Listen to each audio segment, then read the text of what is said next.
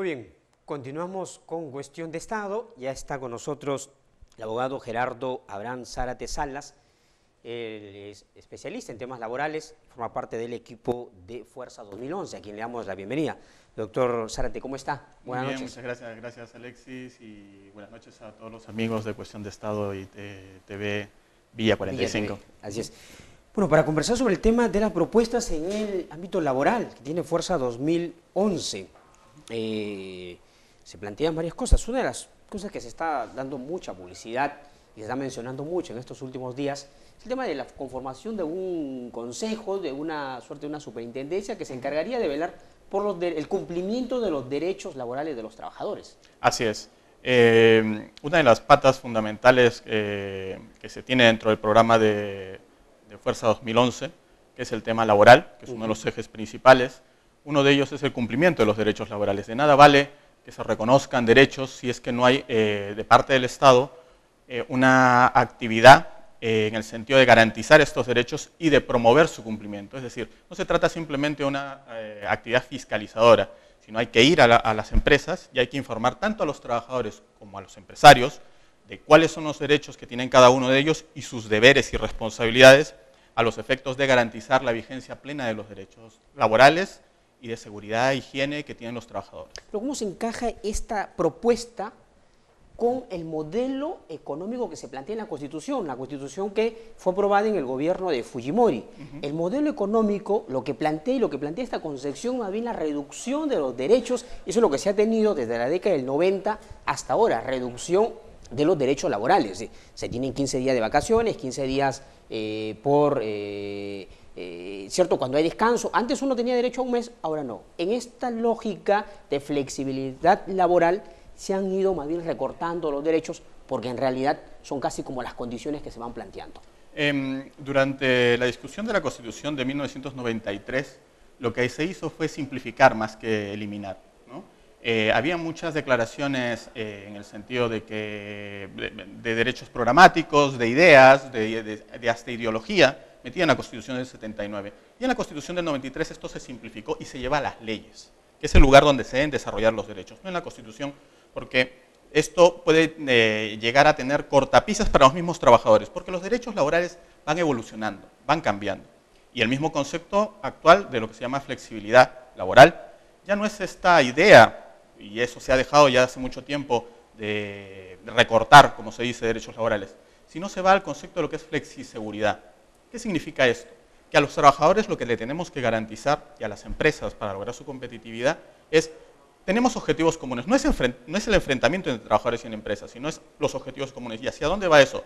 Hacia lograr que tengan competitividad, que se aumente la productividad de los trabajadores, que los trabajadores tengan una seguridad en sus puestos de trabajo derivada de su capacidad para ir amoldándose a los cambios en la empresa y que la empresa pueda afrontar la demanda tanto el aseguramiento, la seguridad del puesto de trabajo a través de la competitividad del trabajador, que es un concepto más individualista. Es decir, tú eres bueno, tú eres capaz, te puedes conservar tu puesto de trabajo. Claro, porque es totalmente al contrario a un modelo de que tengas una organización, un sindicato quien vele, quien defienda tus derechos. La función del sindicato no solo debe ser aceptada, sino promovida y defendida.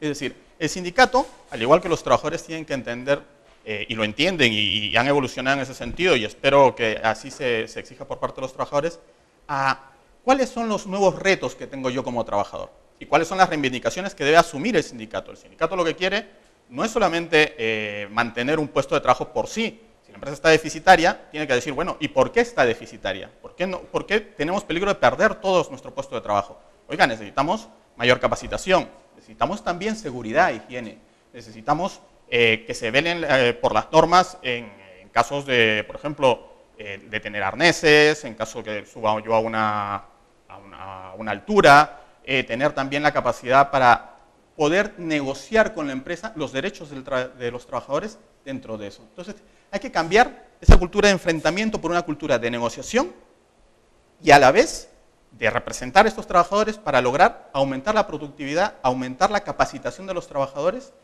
dentro de una estrategia general de mejoramiento de estos derechos. ¿Qué se plantea para el tema de el fortalecimiento de la defensa de la institucionalidad de los derechos laborales, en el caso de los sindicatos, en la década del 90, durante el gobierno de Fujimori, los sindicatos en realidad fueron muy golpeados y muchos de ellos con una tendencia a desaparecer. Fueron pocos los que han logrado sobrevivir hasta ahora y fue parte de estas políticas que se implementaron en la década del 90. Keiko, y esto es la opción que tenemos en este momento, que es la de Keiko, tiene una concepción muy clara en este sentido, ¿no? Hay que defender los derechos de los trabajadores y para esto necesitamos a los interlocutores sociales. ¿Quiénes son los interlocutores sociales? Pues son las empresas en sus diferentes organizaciones, los microempresarios, las grandes empresas, las empresas extranjeras y los sindicatos, las asociaciones. También hay que escuchar a quienes no tienen un empleo formal. Ellos también necesitan incorporarse al mercado de trabajo, sea como independientes, sea en un trabajo formal, clásico, como el que conocemos. A todos ellos hay que llamarlos para concertar agendas y para impulsar esta capacitación, esta formación permanente, y ese es el concepto que debemos introducir. Los trabajadores no vamos a tener un solo empleo en nuestra vida. Antes se tenían largas carreras, y esto viene de la época hasta los 70, largas 30 o 40 años en una empresa. No, ahora los trabajadores estamos 5 años en un sitio, 2 años en otro, y cambian. Antes hacíamos determinadas cosas y ahora ese producto ya no se vende. Entonces, ¿tengo yo las capacidades para hacer otro producto, para prestar otro servicio, para cambiar, reciclarme? Y a la vez esa gente que está fuera del mercado de trabajo, ¿tiene las herramientas, le brindamos para que se incorpore a ese mercado de trabajo? Eso es lo que tenemos que discutir todos los actores. Y en ese sentido los sindicatos tendrán un papel importantísimo, clave, para cambiar y modernizar nuestro sistema de relaciones laborales. Ustedes plantean, por ejemplo, que las fallas del mercado y del gobierno, que hay fallas en el mercado y en el gobierno. Estas fallas permiten la existencia de niveles de subempleo y desempleo en nuestro país. ¿Cuáles son esas fallas y qué modificaciones, qué planteamientos pretenden ustedes realizar para corregir estas fallas? Sí. Tenemos fallas definitivamente en todo lo que es los servicios que presta el Estado, ¿no? El Estado y las diferentes administraciones públicas, ahora ya no hablamos solo de un Estado como administración central, tenemos gobiernos regionales, tenemos gobiernos locales. Todos ellos tienen que estar un servicio a los trabajadores y servicio a las empresas y a sus organizaciones. Entonces, lo que no puede ser es que yo ponga trabas para que contrate más trabajadores, que me encarezca el Estado y las diferentes administraciones el contratar más gente. Yo quiero contratar más gente, pero es difícil acercarme al Estado. ¿Cómo lleno estos papeles?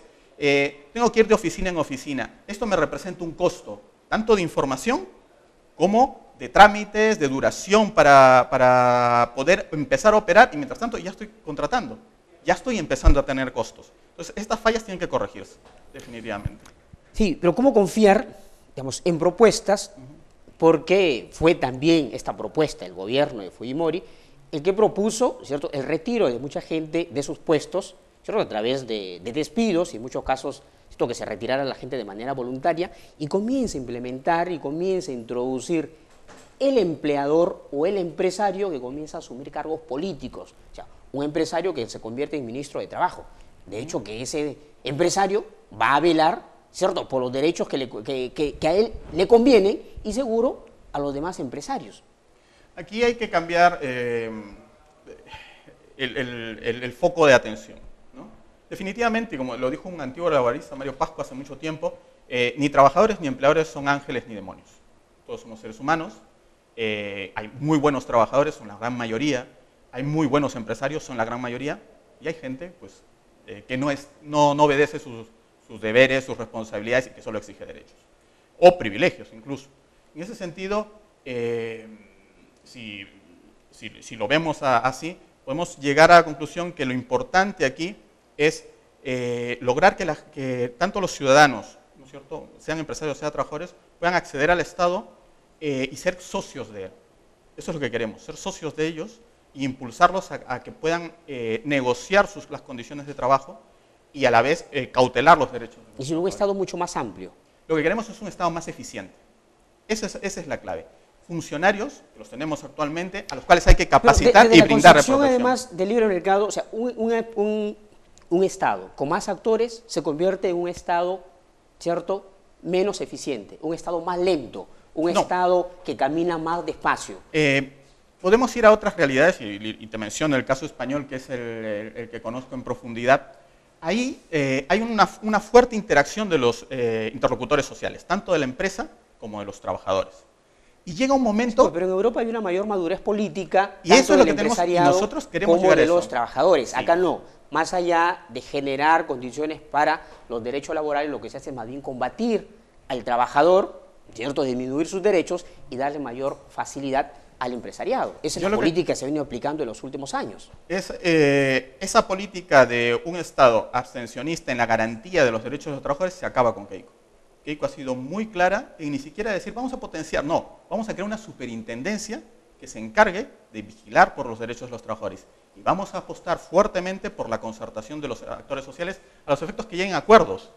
Y que lleguen a acuerdos que el Estado, viendo que esto, vamos, no perjudica tampoco a las pequeñas empresas y a la gran mayoría del país, son favorables a la economía y pues hay que consagrarlas como norma, ¿no?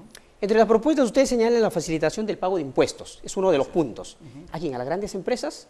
Como los acuerdos que se hicieron en el 90, en el que hay grandes facilidades tributarias a las grandes empresas y más bien a los más pequeños se les persigue, se les exige y se les conmina a que cumplan con sus obligaciones tributarias. Como bien sabes, Alexis, las grandes empresas, que podríamos dividir también en extranjeras y en nacionales, las grandes empresas tienen grandes despachos de abogados, los cuales les facilitan las gestiones. Ellos están muy bien enterados de cómo llenar los papeles, de cómo acceder al Estado, de cómo desgravarse alguna cosa u otra, con legítimo derecho, ¿eh?